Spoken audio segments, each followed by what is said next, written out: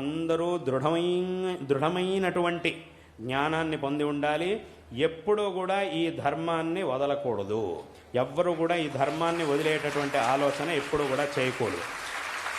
దీని మీద రకరకాల ప్రశ్నలు రావచ్చు, రకరకాల మనుషులు దీని మీద మనకి ప్రశ్నలు వచ్చేట్టుగా చేయొచ్చు, మన ధర్మం మీదే మనకి ద్వేషం కలిగేట్టుగా రకరకాల మనుషులు చేయొచ్చు, అలాంటి ప్రయత్నాలు చేయొచ్చు.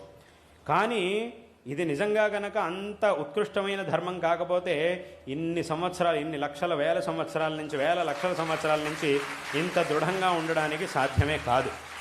ఇది ఇంత దృఢమైనటువంటిది, ఇంత ఉత్తమమైనటువంటిది కాబట్టే ఇన్ని ఆక్రమణలు దీని మీద జరిగినా, జరుగుతూ ఉన్నా కూడా ఇవాళకి ఇంత దృఢంగా నిలబడి ఉన్నది. కాబట్టి దీన్ని అందరూ కూడా చక్కగా తెలుసుకోవాలి. విశేషంగా మన శాస్త్రములు మనకేం చూపిస్తున్నాయో, విశేషంగా జగద్గురు శ్రీ ఆదిశంకర భగవత్పాదాచార్యుల వారు ఇవాళ రోజున ఈ ధర్మం అనేది ఇంత దృఢంగా నిలబడింది అంటే దానికి కారణం శంకరాచార్యుల వారు. అందులో ఆ విషయంలో ఏ విధమైనటువంటి సందేహము లేదు.